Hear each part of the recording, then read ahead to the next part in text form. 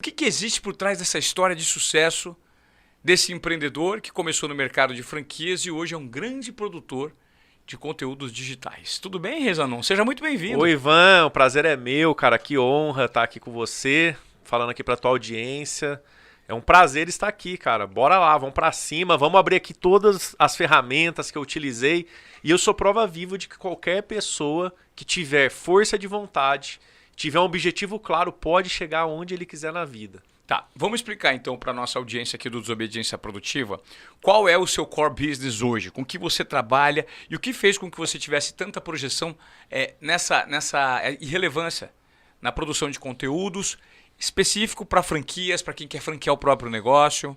Bom, hoje o Grupo Zanon é uma holding de franquias. Nós temos mais de 2.200 franquias espalhadas por todo o Brasil, de diversos segmentos, de serviço, com a Seguralta. Hoje a Seguralta é a principal empresa do grupo.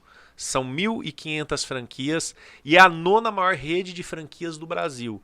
Então nós temos diversos segmentos e eu costumo dizer que o que me fez destacar tem um negócio que se chama desenvolvimento pessoal, né? Para ter mais, você precisa o quê? Ser mais.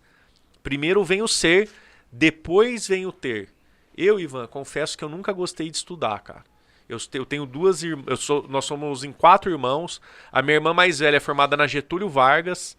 A minha irmã caçula se formou na Unesp, passou em terceiro lugar na Unesp. Só tirava nota 10, 9, o dia que elas tiravam 8, elas ficavam tristes. Eu nunca gostei de estudar, eu sempre fui aquela criança sonhadora, sempre quis crescer, sempre fui visionário, mas eu não era aquela criança acadêmica, né? E meu pai tinha uma preocupação muito grande, porque ele falou, poxa, as suas irmãs são dedicadas, estudam, fazem boas faculdades, e o que você vai ser da vida? E assim, eu nunca reprovei nenhum ano, mas eu era aquele aluno que eu estudava de ano para passar de ano, né? Eu estudava para passar de ano e não para tirar nota 10. E o que aconteceu, cara, na minha vida? Eu era visto como ovelha negra da minha família, meu pai preocupado, o que eu iria fazer da minha vida. E aí eu fui trabalhar com meu pai na corretora, uma empresa familiar, e a empresa estava passando por dificuldades. Não porque não dava dinheiro, até dava dinheiro, mas tinha sócios e meu pai com 4 filhos e todos fizeram intercâmbio, moraram no Canadá e a empresa foi se endividando. Eu não sentia prazer naquilo e aos 20 anos de idade eu me vi numa situação onde eu estava fazendo 2 faculdades por obrigação. Eu fazia administração à noite, direito de manhã. Em um ano eu não aguentei, eu tranquei direito e meu pai falou, beleza, mas você vai trabalhar comigo. E paralelo a isso, meu sonho era ser piloto de avião. Na realidade, eu não era para ser empresário, eu era para ser piloto. Só que as coisas acontecem, na sua vida tudo tem um propósito. Eu tirei o brevet e eu ia seguir carreira de aviação, porque era o meu sonho, a minha paixão. E aí teve o ataque de 11 de setembro. Nas Torres Gêmeas, a aviação mundial entrou em crise. As companhias aéreas começaram a demitir em massa e eu vi o meu sonho mais uma vez indo pro brejo, né? Vamos dizer assim. Falei, caramba, eu não vou poder ser piloto. Aí eu comecei a ter insights. Eu vi vários amigos. Tem um amigo meu, que até é o Nelson Cury, estava tirando o brevet junto comigo, e ele já tinha um aviãozinho dele lá.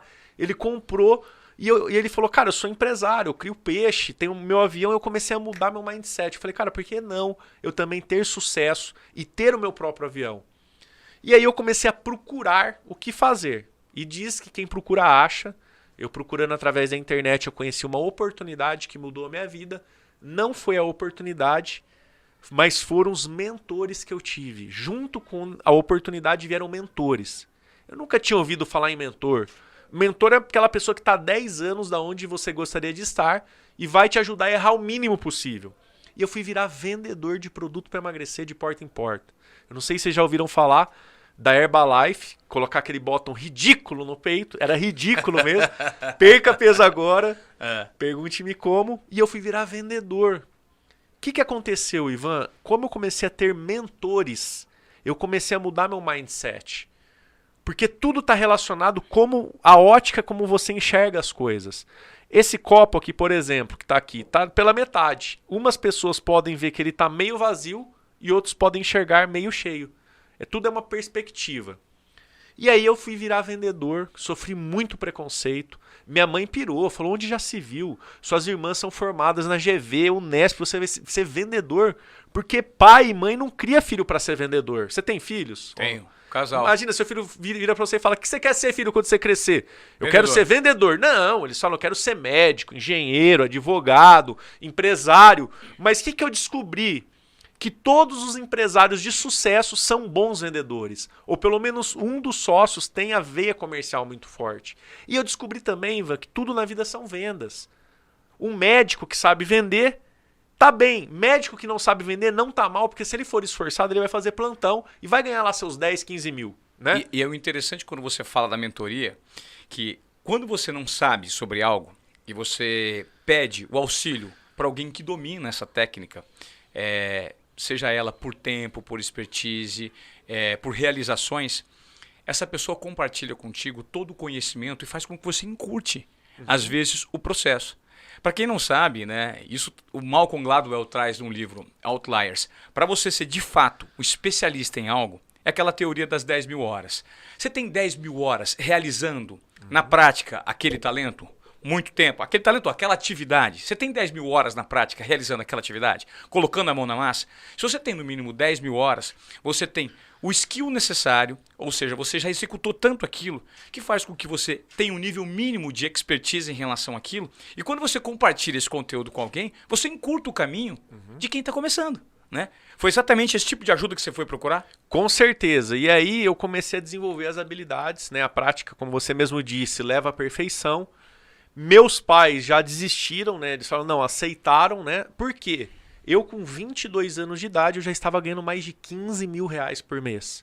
E meu pai viu uma coisa que ele não via. Eu estava com brilho nos olhos. E eu era extremamente tímido. Eu jamais me imaginei falando para uma câmera ou palestrando num palco. E quando eu comecei a me desenvolver, meu pai falou, caramba, meu filho tá diferente. E aí ele começou a aceitar. Encurtando um pouco a história, em 2008, como que nasceram as franquias? Minha mãe, em 94, ela fez um curso do Scherto, lá em Atlanta, sobre franchise. Marcelo Scherto. Do Marcelo Scherto. Marcelo Scherto, que inclusive veio dar entrevista aqui no nosso podcast. Exatamente. E aí ela chegou cheia de ideia pro meu pai e pro sócio, ó, vamos franquear a corretora de seguros, a Seguralta. Eles falaram, você tá maluca? Franquia é pra lanche, cafeteria, não vai dar certo. Ficou engavetado de 94 a 2008, quando eu e meu irmão vimos a situação da Seguralta, que ou a gente fazia algo, ou ela seria vendida por preço de banana para quitar dívidas. A gente falou, vamos franquear, a gente precisava de 100 mil reais em dinheiro de hoje para transformar em franquia, não tínhamos o capital. Meu pai falou, quem deve 300, que era o que estava devendo na época, deve 400, mas meu pai já acreditava no potencial, porque ele viu que fora da empresa eu estava tendo resultado. Como o Tony Robbins diz, né, que o sucesso deixa rastros. Quando você começa a ter sucesso, as pessoas percebem isso daí. E meu pai confiou. Só que ele falou, você vai ter que pagar com juros. E corrigir do dinheiro. Eu falei, beleza. Cara, tô morrendo de medo. E foi aí que todo momento de grande dificuldade da minha vida, Ivan, eu sempre busco desenvolver meu lado espiritual, independente de religião. Eu respeito todas as religiões, mas existe algo que a gente não conhece todas as coisas, uma energia, Deus, universo, o que você quiser chamar. E eu fui numa igreja que eu frequentava e o profeta de lá falou, ó, Deus está me mandando te mostrar, pode ir com mais de 400 franquias. Eu não acreditei, não acreditei.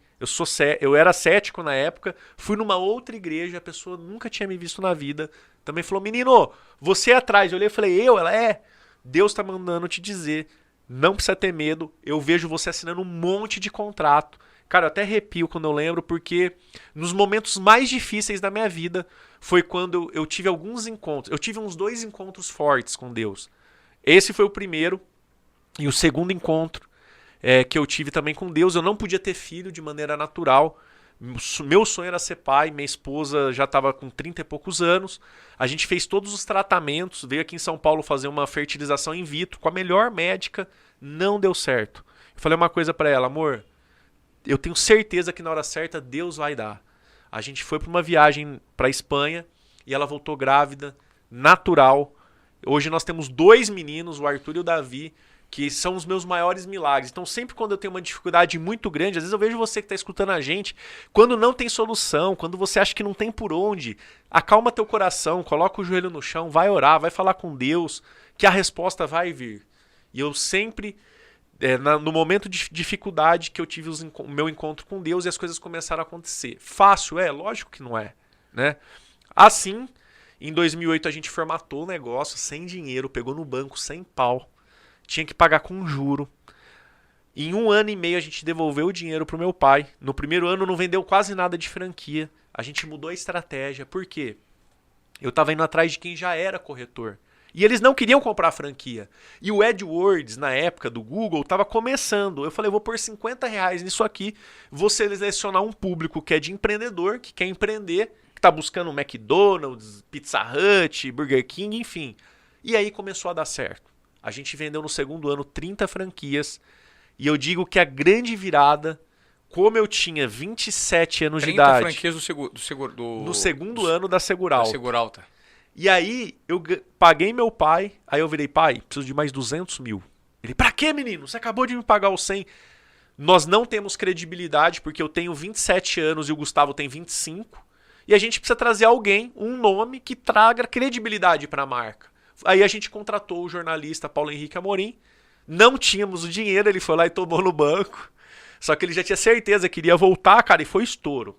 Depois do institucional com Paulo Henrique Amorim, nós vendemos naquele ano 120 franquias. Foi quando a gente atingiu o nosso primeiro 1 milhão de resultado líquido. E o resto é história, Ivan.